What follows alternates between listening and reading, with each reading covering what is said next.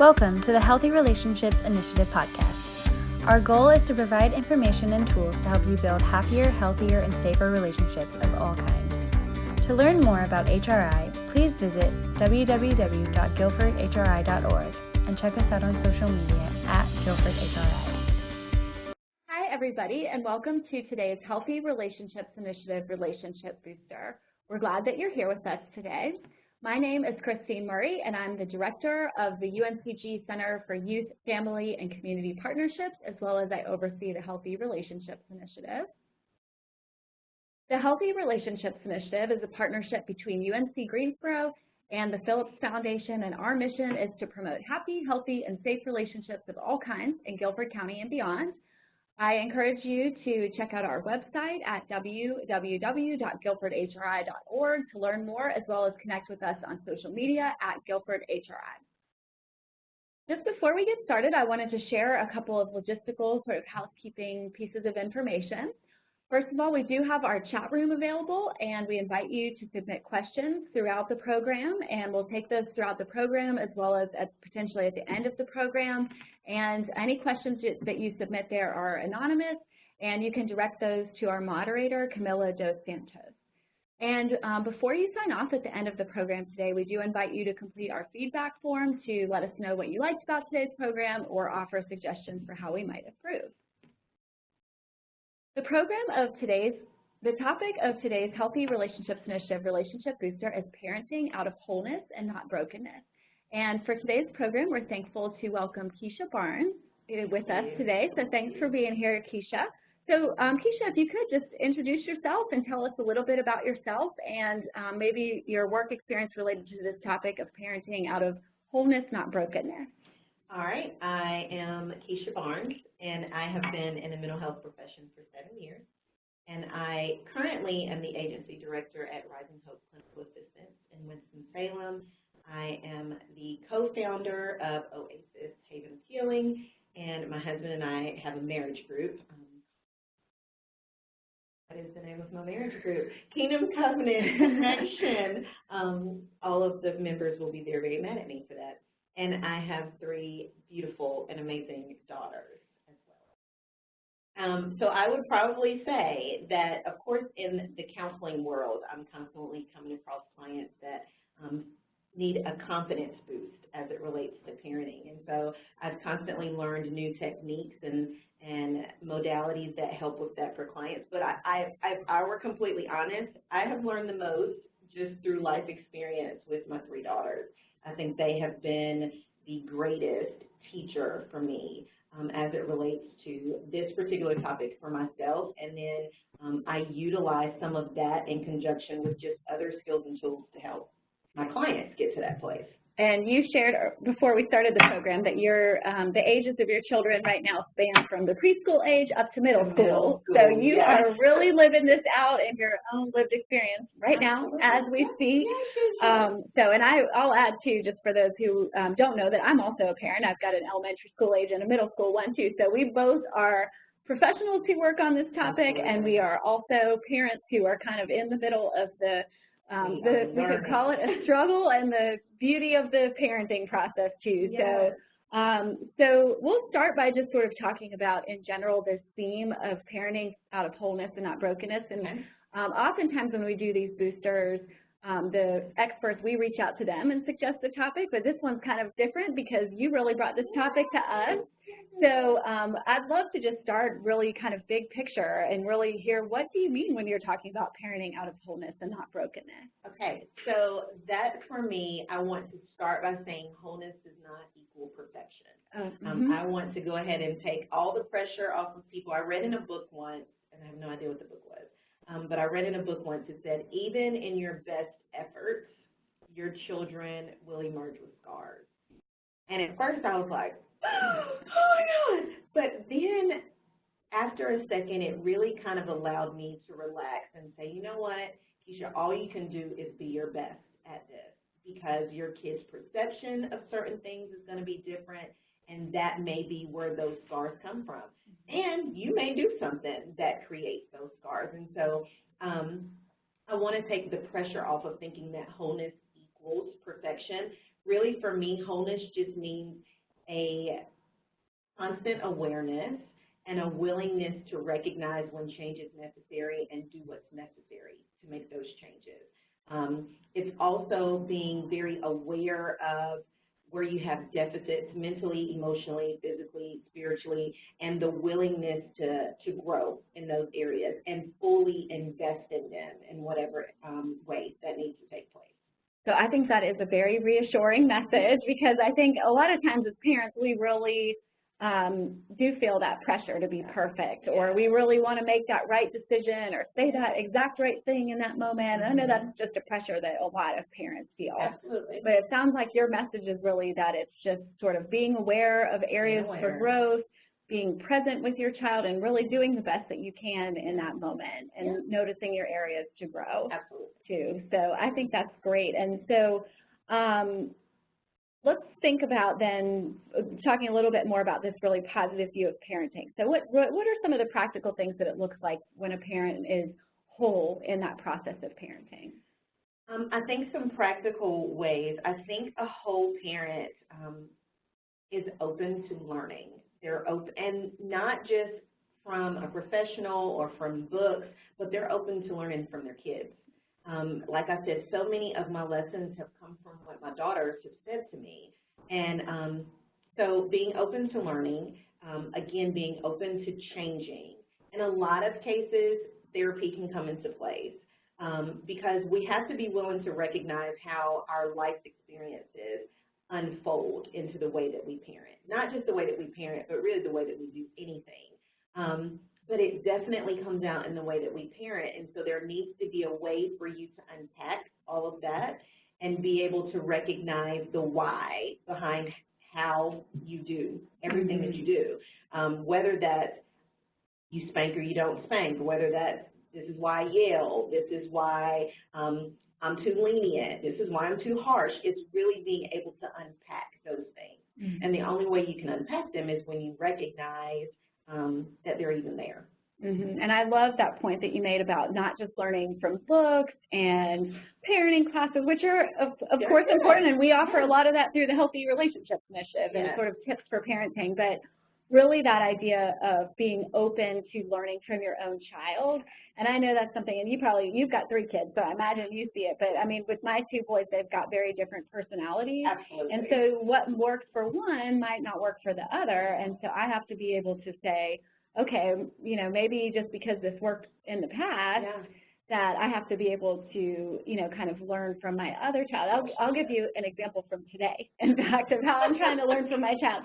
So my 9-year-old, we've been really having a lot of stress in the mornings, getting out of the house on time. So one of the things that we did was I started getting him up up 30 minutes earlier to give more time.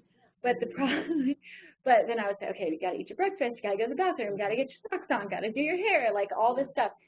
And the other day he said to me, just don't say anything to me, and I'll do it myself. And I had to be able to say, okay, that makes me, first of all, I didn't say this to him, but I said to myself, like, well, that makes me really nervous, you know, to think about, okay, can I really, like, be quiet and just trust that he'll do it? So this morning we gave it a try, and I did write him a list. So I wrote him down a list so that he could refer to his little checklist of what he needed to do. And just, you know, today was the most peaceful morning that we've had. And he did his own little list. He was so proud to check everything off the list. And I thought, you know what? He told me what he needed, and I am grateful that I was willing to listen to him, and it worked. And I can't promise it'll work next week when we try again. Right. But that's an example. And so can you think of other ways that parents, sometimes the child will tell you directly, but what are some other ways that as a parent you can learn directly from your child? So really, I think the main thing is we have to give them space to do it, right? So I know in generations past, I will not say how old I am, but my age and older, a lot of times children just weren't given the space. You know, we were told to be seen and not heard, and so there wasn't the space for us to share our opinions, to really say what we needed. And so in my house, and what I'll often suggest to clients is our kids get report cards, right? And so their teachers are constantly evaluating them throughout the year and say, this is what you need to change, this is what you're doing great. We do that with our kids, and we probably are up for one now. But we check in with them and ask, what's mommy doing good, and what does mommy need to work on? And I really encourage them to do that. Like I said, our oldest daughter, she's the oldest, she's very agreeable. So at first she'd be like, you're wonderful. And I'd be like, thank you. But I'm sure there's something I can work on. And when she started giving me feedback, I remember one that was so eye-opening. And that was when she was younger, maybe about 4 or 5, 6. I said, what does mommy need to work on? And she said, nothing, you're great. You're amazing. You're lovely. And I said, no. I said, I'm pretty sure mommy needs something. Because I really want to, I want to show up as my best self. What does mommy need to work on? And she said, well, mommy, when you get angry, your face is scary. Oh. And I was like, whoa. And I thought about it for a second. I'll be completely honest. This is one of those wholeness versus brokenness. My immediate response in my head was, well, if you think I'm not going to tell you what to do, then that's just not going to happen. Like, I became defensive inwardly and was like, well, I take pride in the mommy face. Like, the mommy face is what has gone generations through generations. But then I took a second and said, Keisha, what is she saying? What is she saying? And I thought about it and said, she is saying that your face is scary, which means she's intimidated, which means that's abusive. And that made me say, that is not what I want. Now, that does not mean my kids do not still get one of these. Right. It's not. But I am more consciously aware of it. I try my best not to. And when I do, I'm very apologetic. I will come back and say, I'm wrong. Mommy shouldn't have been that loud. Mommy shouldn't have yelled. Mommy does need to fix her face. I've said those things constantly. And so I think that's the other piece of the wholeness is we're not going to bat 100. There is no way. My kids still get an occasional snap, crackle, and pop. But I'm so willing to come back and fix it. I am willing to repair it. I think that another just practical piece of this is having people in your life that can hold you accountable. Having people in your life that are going to be honest with you when they see something that's off, and people that you trust. My husband and I are that balance for each other. We both have a kid that's like us, and so we tend to be a little bit harder on that kid. And so I have to be open when my husband's like, you didn't do that one right. And I'm like, and then he has become open to me saying, did you really pay attention to that? And then he'll come back and repair it. And so I think that's just another practical piece is being willing to create a community around you also, where you can share your weaknesses, where you can share your fears about parenting, where you can really express all of those things and have people that are willing to help pour into you and help you build muscles in the areas that may not be great in. I don't think any of us are great at it, especially because I jokingly say, they send you home from the hospital with 8 million pamphlets and no instructions on what you're supposed to do with your kid. And so it's just a learning process. And I think the more healthy people that you have around you, the better off you'll be. And it changes over time, too, because I know that's one thing that I've really experienced, and that people that I know and people that we've worked with, that it's like you can get to where you're like, okay, I can change the diapers, I got this phase.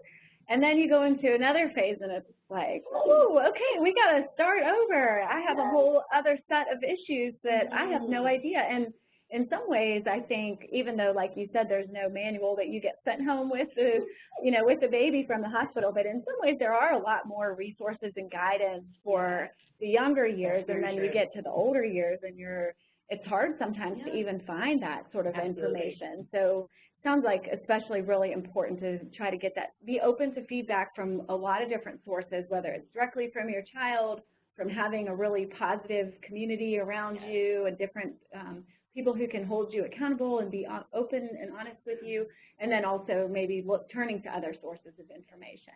But I will say, I think as we're kind of looking to maybe some of the barriers to parenting from this perspective, I think that it's hard. I mean, it's obviously parenting is hard. We'll just say that. Obviously, everybody who has gone through the process of parenting understands that it's hard.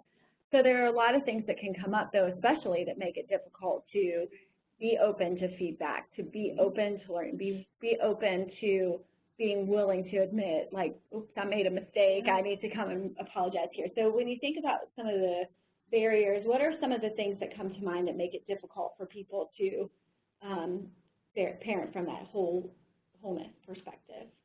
I think a lot of times it is just, a lot of times we don't like to be vulnerable for whatever reason. That can be because of trauma, or that can just be because people have hurt you and maybe you don't identify that as being traumatic. But I think that that causes us to create this wall or this mask where we want to look a certain way. We want to appear to be a certain way. And our society really, that's what our society says, is you look the part. You know, in my household, I always say, we will not be a shiny apple and rotten in the core. Like, we're not going to look the part, and then inwardly we're a mess. And so I think that society works against that. You know, you're not told to show your brokenness. You're not told to be vulnerable. You're not told to ask for help. You're not told to delegate. We're told you figure it out on your own, you pick yourself up by your bootstraps, and you just do it. And so I think that society hurts us in that way. And then again, trauma or being hurt by people just makes you not willing to be vulnerable and expose those things to other people. Yeah, definitely. I think there's a lot of things that can so it's interesting if we kind of think about it at some different levels. Some of the things you talk about, like there's both the internal, if you've been hurt before, maybe you haven't really worked on your healing from that, then that can come up in parenting. But it's also external pressures too. And I totally agree with you. You think about the pressure of social media and everybody's, you know, posting these beautiful pictures with their children, and I'm guilty of it too. I mean, I can think of more than a few Christmas cards and family photo shoots where it's like, you know, just smile and then we'll get this over with, you know, because they're crying and screaming and they don't want to be there. And you know, sometimes I think a lot more people are open to talking about the fact that, okay, well, it took us, you know, 14 tries to get this picture, but here it is. But there still is that kind of image that a lot of people put forth, especially around kids. When we know that most pictures involving kids, they're probably with some fussing and fighting. They're completely chaotic.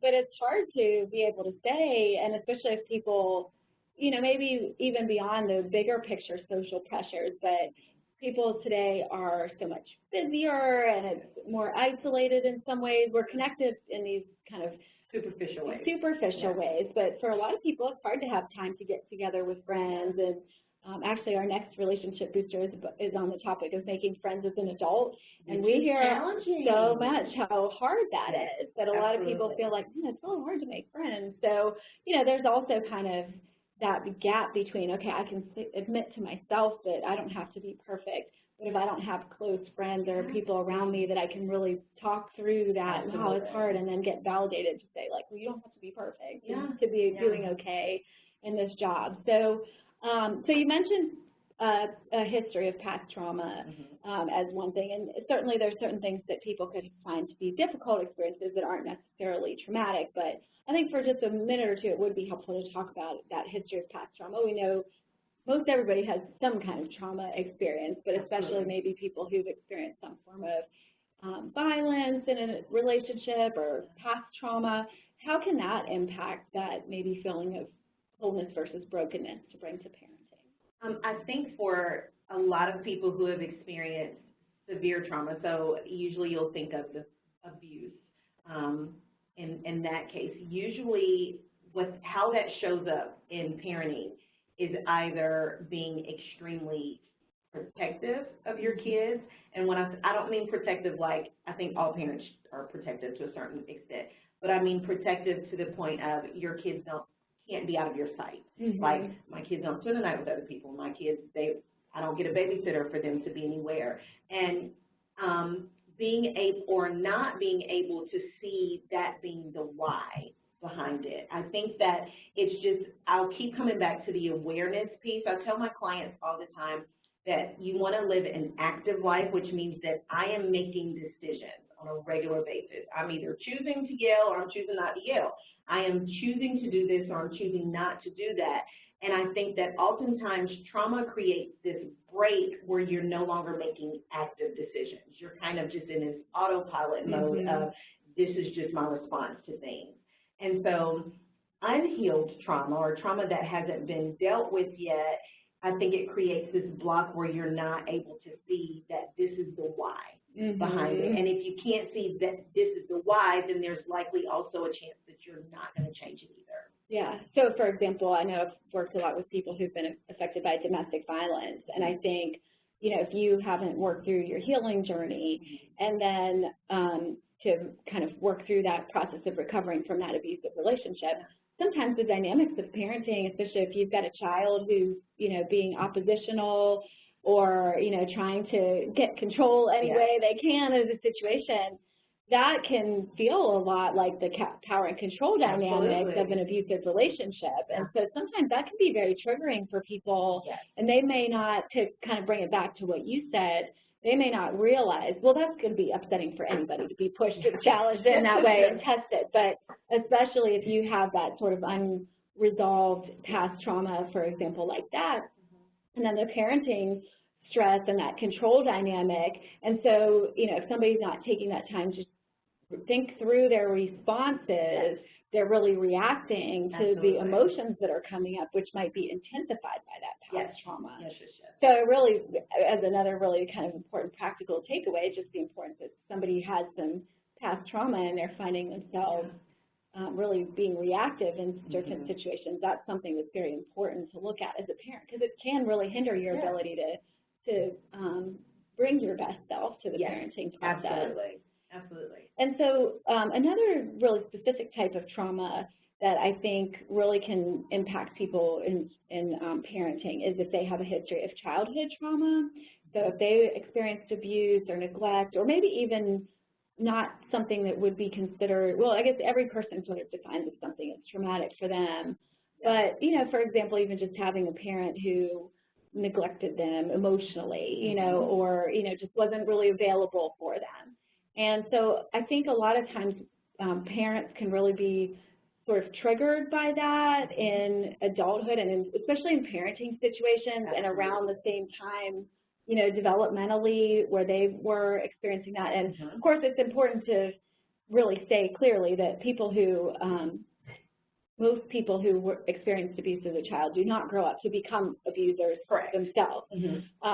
But still just having that more heightened sense of emotions and maybe even really struggling when your child is at a similar developmental stage. Do you have any other thoughts on that? I think, like you said, or like we were talking about beforehand, just being able to know what you missed at that time and being very, very careful not to expect that from your kids. So I think the example that we were using is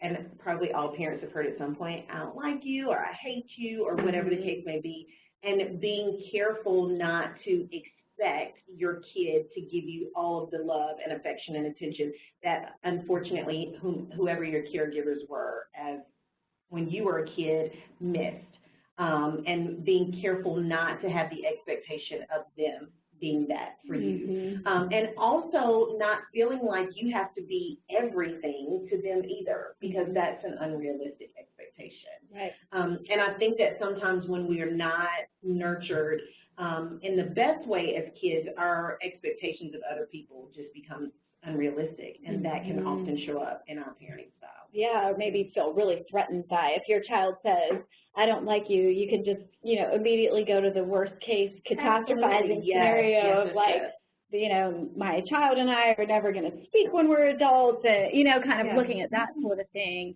And it's true, we were talking about this before we started the recording today, that it's like, you know, if your child doesn't tell you that they don't like you or that you're being mean every now and again, that's probably because you're not being, there are not enough boundaries. there are not enough Clearly. boundaries in that relationship, because it's not the job of a parent to give the child every single thing that they want. And setting those limits, and kids don't like the limits, and they're going to respond by saying sometimes things that can be hurtful, like you're mean, or I don't like you, or I hate you even. And they don't mean it. They're just sort of kind of coming from their own emotional space, especially if they're a lot younger too, and they might not have other words. Right. So we've been talking about trauma, but I think too there's a lot of other kind of maybe lower level types of things that can help lead to parents coming from more of a broken place. And you know, one example I would give would just be tiredness, you know, or busyness, or work stress, and then you come home at the end of the day and your kids are testing you and you're not your best self. So can you think of either say something more about that, or other examples of outside of trauma, some of the other kinds of influences that might cause a sense of brokenness for parents? Yes. I love that you brought up the busyness. I am coming for our culture every opportunity I get. We are taught to be busy.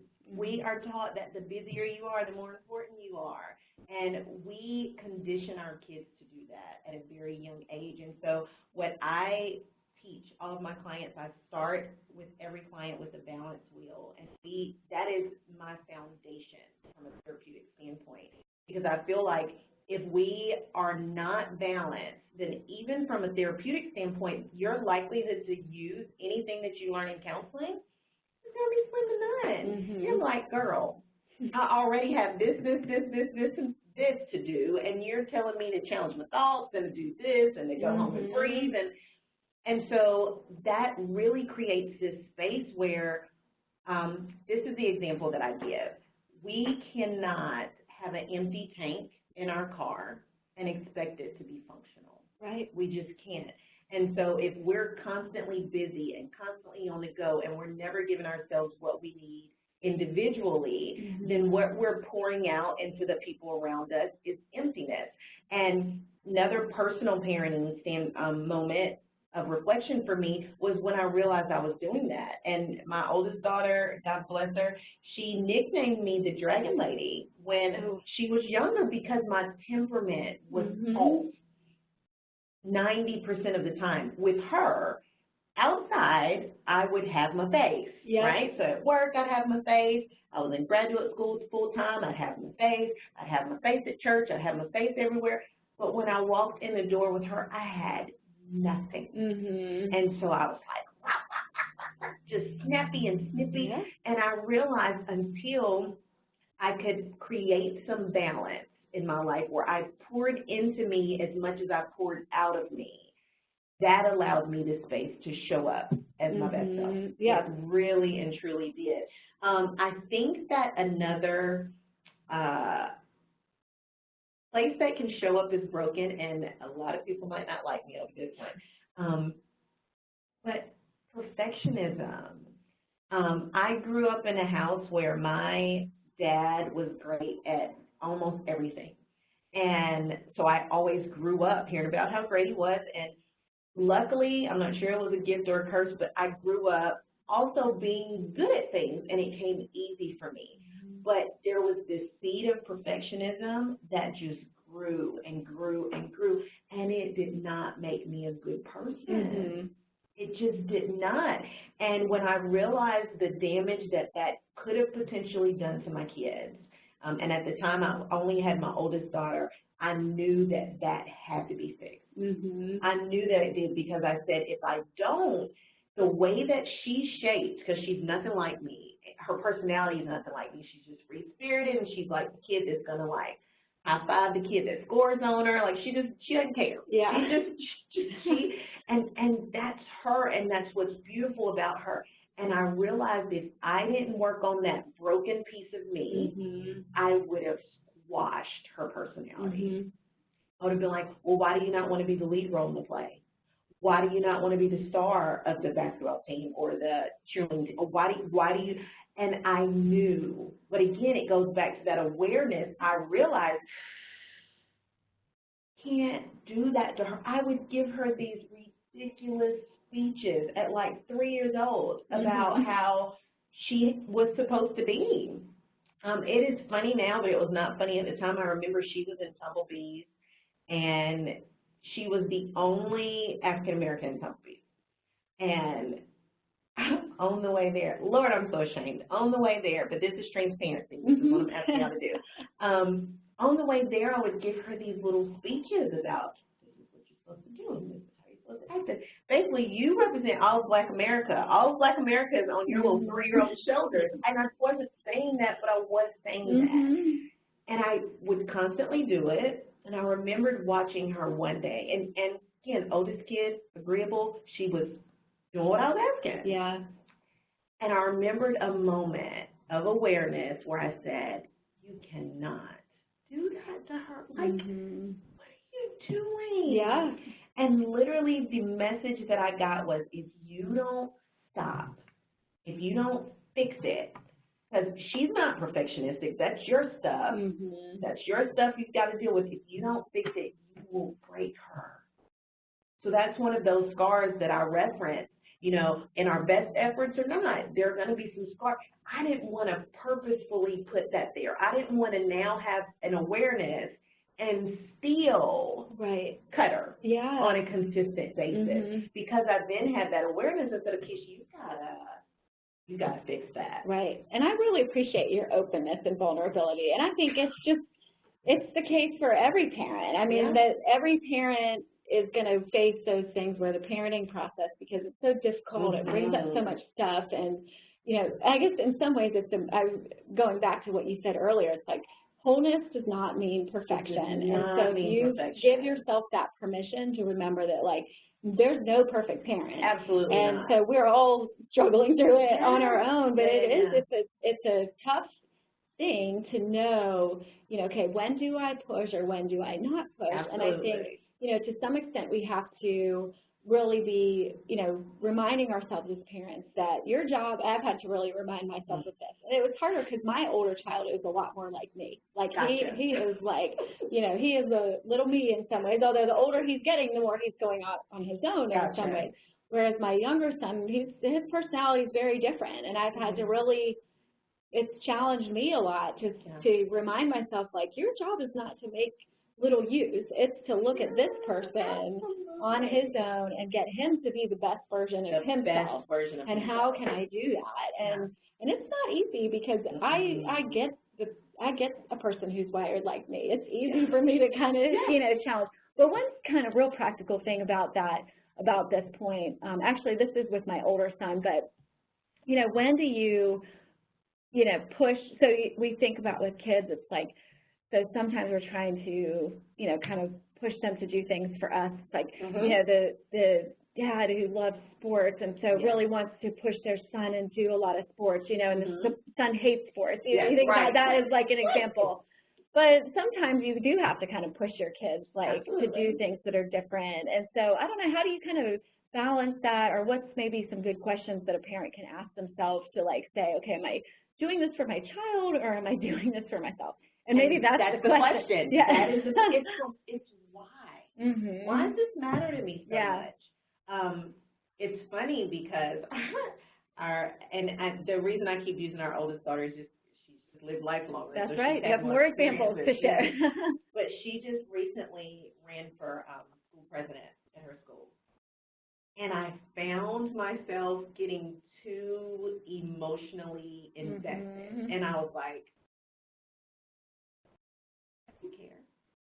Like, you're not in middle school. Like, what is it? And I think there was this little perfectionistic piece that was starting to talk to me about, what would this look like? And I had to deal with that. Like, I had to say, no, you know, it doesn't matter if she wins or if she loses. You've got to be able to support her in whatever the outcome is, and you can't be dealing with your own stuff in the middle of that. And so I had to ask, what is that? Why does, and that's the thing, whether it's that situation or something with my middle daughter or my baby, why is that bothering you? Why did you respond that way?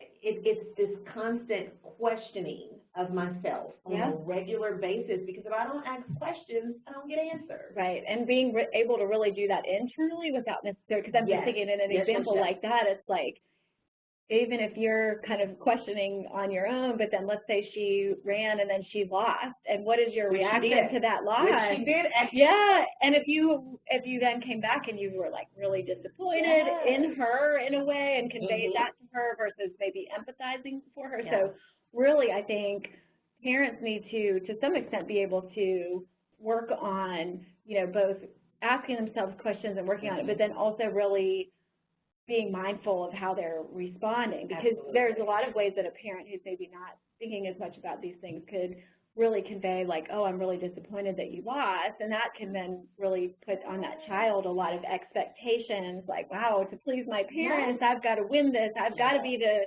straight A student and the head of this and that and everything, and so just being able to support them on that journey, but also recognizing that sometimes kids do need a little encouragement to step outside of their comfort zone. And if that's your why, go for it. Right. If your why is, I just really want them to be more adventurous, you know, I think that it'll help them grow in certain areas of their personality, that's wonderful. Right. But if somehow it's about you, you got to kind of ask yourself, well, why? What is that piece? And from I will tell you the best tool that I have found as it relates to this brokenness piece was Dr. David Burns has a list of common self-defeating beliefs.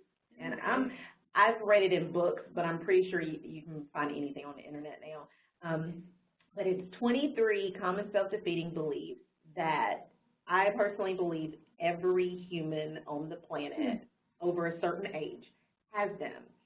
But they are usually planted early in our childhood. And it comes from statements like you just said, like, well, I'm really disappointed that you ... Or don't make your brother or sister upset. So then, depending on the kid's personality, that turns into people-pleasing.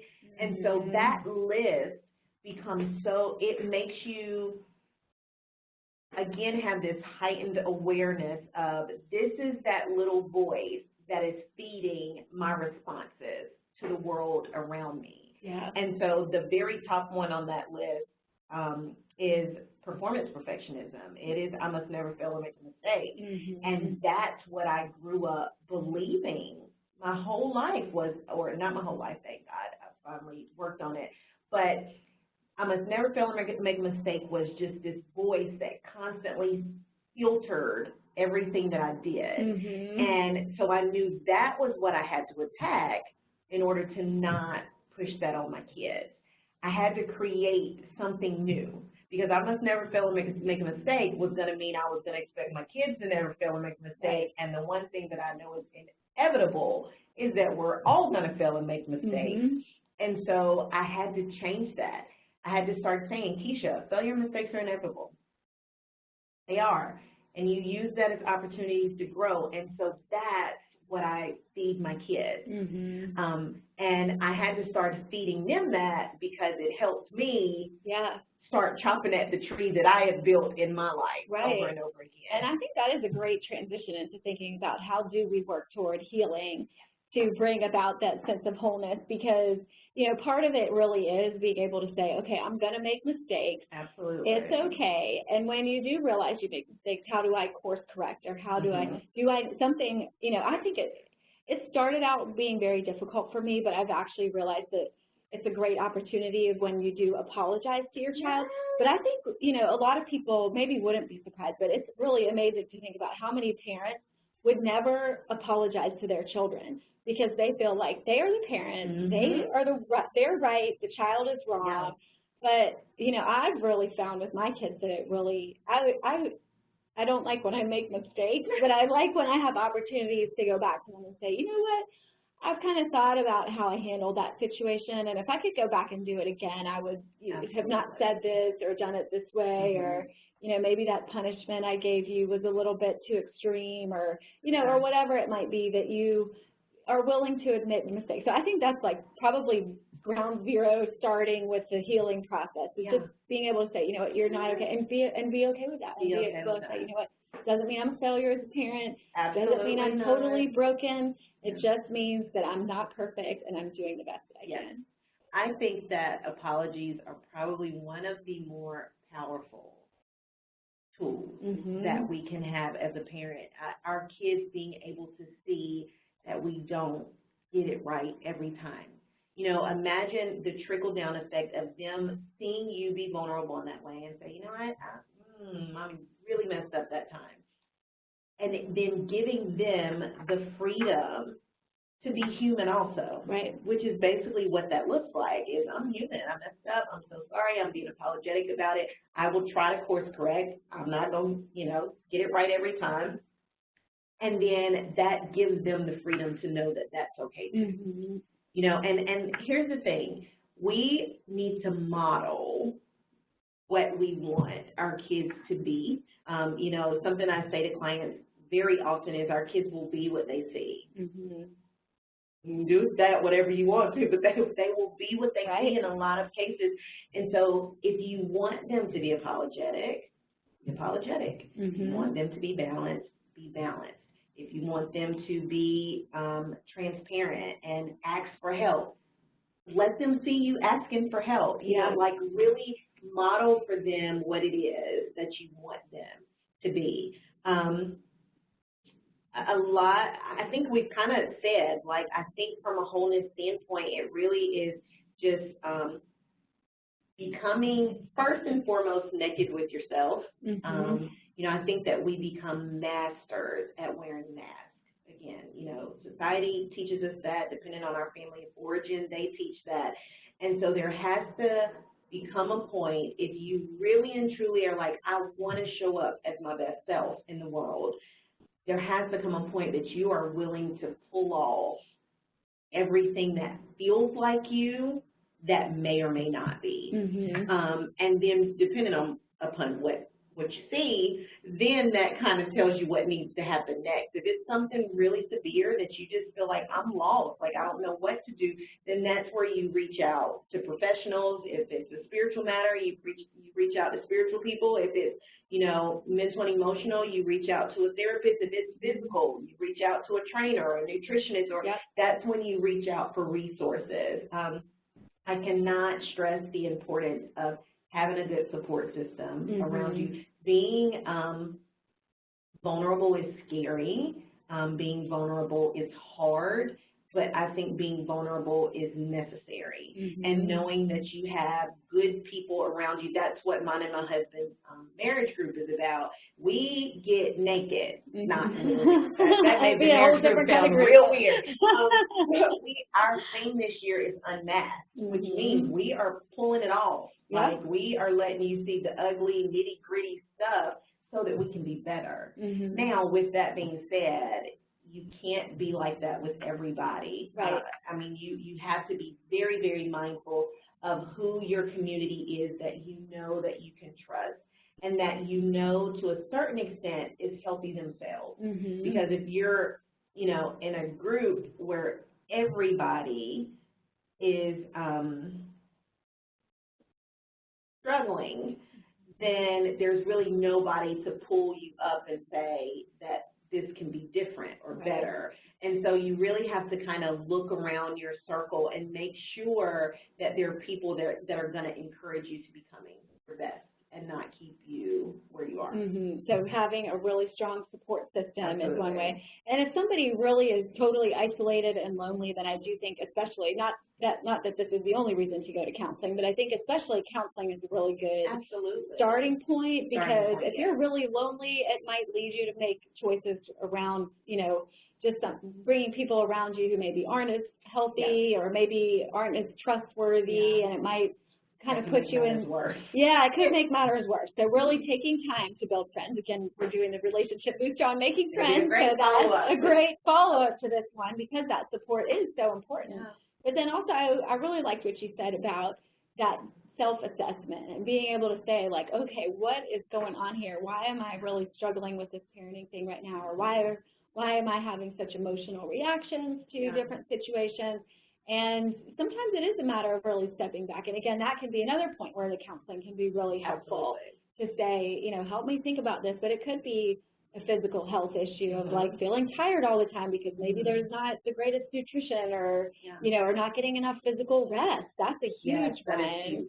But it also could be I'm feeling burnout at work, or I've got unresolved trauma. There's a lot of different, or I have conflict in my marriage, or conflict with another family member, and really trying to identify, okay, what are those pieces that are contributing to my not being as whole and showing up as much as I can. Sometimes it's even a lack of knowledge. Like it's like, okay, I've got a teenager and the stuff that I have been doing for the past 13 years doesn't seem to be working anymore, and that's what it is. And so, you know, then it's really kind of mapping out that path forward. But I always think it's just so important to be intentional about that too, because we can't just assume, like, I think a lot of times in parenting we do say, oh, it's just a phase. It's just a phase. I do this with my kids sometimes. If they're going through a difficult phase, I'll just say, it's just a phase, it's just a phase. But sometimes I need to be like, maybe this isn't a phase. Maybe I really need to work on changing some things here because something's not working. Sometimes things are phases, and you know, ideally kids do grow out of certain challenging behaviors, but sometimes we do really need to be intentional and not just think it's a phase. Let the time will solve this, and let's just let the time pass. And what's funny about that is, I think I come from I probably have said several times this is a phase, but I don't like holding my breath through a phase either. I'm like, just please let me get through this. Like, even in the midst of that, it's what is a way for us to handle this better than what we are, because the idea of just holding my breath through a phase for my kids, or holding my breath through a challenging season in my marriage, or holding my breath through this new business venture that I'm in, like, that sounds terrible. Yeah. So it really is, like you said, it's being intentional. That is one of my favorite words that I use is do something on purpose. Right. Like, figure out where are my deficits, and how do I do something about that. You know, years ago there was no social media and all of that, and so we're having to consistently be learning things to be able to equip our kids, but we've got to be equipped to equip them. And so it's figuring out, how do I know what to do. Even in this phase, it feels very, very hard. Do I ask someone that's been there, or do I look on the internet, or do I get some books, or do I find a therapist? What is it that I need to be purposefully doing right now? And in many ways it's helpful, I think, in that process as a parent to say, you know, it's kind of like a big experiment. I mean, we don't want to think about it, we're just experimenting with our kids, but in some ways we are, and like you said at the very beginning of our conversation, each kid is different, and you have to learn from each child kind of what they need. And so, like, that's what I thought this morning about okay, well, he says let me try and do it all on my own, so let's see. And I thought, I'm not committing to this for the rest of our life here. I'm saying, we'll try this for this morning, and we'll try it for a few more days, and let's see how it works. And that's a very helpful process, a way to think about it, because it doesn't have to be, we're making this decision, I'm going to do this forever, but is this going to work right now? Is this something that I can try? It's intentional. It's not just keep on doing the same thing. That's what I always say. It's like, okay, something's not working right here. Let me try something different.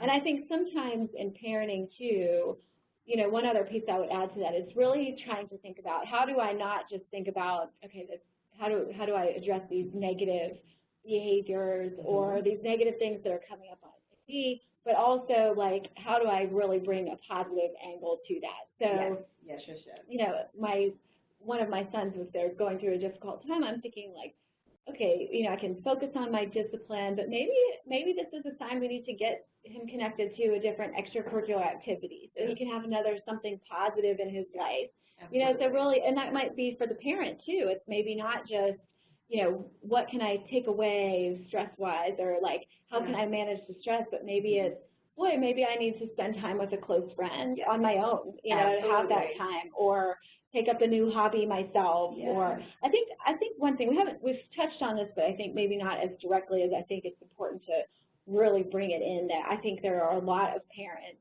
who, and especially probably moms, because I think that, given the, I won't say how old I am either, but I'm sure we're probably not too, you're probably a little younger than me, I don't know, but we're probably similar age group. I think there's a lot of socialization that, we saw probably where the mother just sort of is 100% invested in the child, and that is important. We do need to invest in our children, but at the same time, as a parent, there's a lot, and I've experienced this in my own life too, where you just wake up and you're like, oh my gosh, I don't know who I am anymore. I have been completely focused on my kids, my work, and all these other things, and it's like, needing to be able to say, like, what are my hobbies? Absolutely. Am I spending time with friends? Do I have things that I'm doing in my life to keep challenging? And so really, what are some of the things that may be positive that I could bring into my life or my kids' lives to help in that sense too? Yes.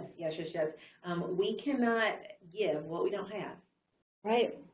That, we've probably all seen that meme, or I don't know if it's a meme. I don't know. We don't know the right term. I don't know. After middle school, when you get I will. It's a cup that it says you can't pour from an empty cup. Right. And people see them everywhere, and people repost them. But a lot of people live that way. Right. So many people live that way. I'll go back to the gas tank analogy. Anybody that knows me personally or professionally knows, do not come around me with the empty gas tank and think that that's funny. Only because so many people, I want y'all to think about this when y'all leave, most of the people that I've met very much manage their lives very similar to how they manage the gas tank in their car. I have so many friends and family that live on empty, and it's their norm. Yeah. Like, they're just like, my gas light's on, I don't care. Like, I know that, this one gets me, I know that I have 5.76 miles. Yeah. But the thing is, we don't have that gauge in our life. And so we've got to be consistently giving ourselves what we need on a regular basis, not just when we're desperate. A lot of people don't go to the gas station until they're desperate. What happens if something happens between that place and the gas station that you can't get there? Yeah. And so I teach my clients, I try to teach my family, especially my husband. But I try to teach them half to full. Yep. Half to full. My car stays half to full unless someone else is driven it. Half to full, and be that intentional with you. Be constantly asking yourself, what happened today, and where did that take my tank? Yeah. As mental health professionals, one client can. Right. And so if I leave work, and I've seen 3 more clients, and I leave work and I'm not aware of how much that took out of me, and then I go home and I've got to tend to my kids and my husband, and I start the next day and haven't given myself anything, that not only puts me in jeopardy, but it puts the people that are dependent on me in jeopardy also, because I can't give them what's best. Yeah, that's right. No, that's a great analogy. And what I like about it, too, at a real practical level, we all look at our gas tank engine every day. What if every time you looked at it, you just use that as a simple reminder to say, where's my tank right now, and what do I need to do? And we had another one of these programs that we've done already that's on self-care for busy parents. That's another one that people who are listening to this might want to go listen to as a follow-up, because sometimes it'd be great to spend a whole day at the spa, but sometimes it's just about saying, you know what, my tank is feeling pretty empty right now. Let me just take some deep breaths and listen to some calming music on my ride home from work, so that I'll at least bring it back up just a little bit. Just a little bit. That's a good question to ask people how I'm kind of a half to full person too. I've gotten to where I go down to a quarter of a tank now, so I wonder, I'll have to give some thought to if I'm doing that in my life too. I won't go below a quarter though. I get real nervous about that. So probably some of us are overly cautious too. That could be true. That could be very true. So we're down to our last just couple minutes. So what would you say are just some takeaways or some big picture points that you hope that people who've listened to our program today will walk away with? I probably want to start those that have or do struggle with perfectionism, like myself, is not about being perfect. It's not. There is no way to humanly be. But I think in your goal of being your best self, that's usually what I say all the time, is just showing up as your best self. So showing up as your best self is wholeness. That equals wholeness. It's just a constant awareness. It is the constant check-in. And then it's the willingness and the bravery to address the things that need to be addressed. If that's some deep, dark trauma, address that. If it's, you know, your 7th grade breakup, address that. If you see that that's still coming up in a way that's negatively affecting the way that you respond to other people, especially your kids. And you said something earlier that I'll just bring it back to close us out too, was that you really want to model what you want to develop in your kids. Absolutely. And there's a lot of talk these days about how it's so important in kids to foster a growth mindset, and this is really what we've been talking about the whole time. It's just that you're bringing your best self, and your best self today hopefully will be a little bit better tomorrow. Absolutely. Some days it might be a little bit worse, but if you're kind of keeping that trajectory, and your kids can really, that is a powerful thing to model for your kids, and that's something that you want to foster and instill in your children, is when they get to be adults, that they can look back and think, you know what, I saw my mom or my dad, sometimes they would make mistakes, but they were always working on it, and they were still growing and learning as they went throughout that process. Yeah. Well, I have really enjoyed the discussion. I need to go back and think about a few more things on my parenting and how I can be a better best self tomorrow than I was today. But I think we all can. But thank you so much for coming and for being part of this discussion. Thank you so much. It was my pleasure. So thanks to those who were here on our live program today. We hope that what you learned was useful, and it'll help you to bring your wholeness to your parenting. And we do welcome your feedback, so please go ahead and complete the feedback survey that Camilla posted the link for. And we've mentioned it a couple times in here, but the next Relationship Booster will be on Friday, November 15th, and our topic is making friends as an adult, which is something that for those adults who are parents, we talked about today, is a really important part of having that wholeness through that social support. So thanks so much, and we will look forward to seeing you back for another program.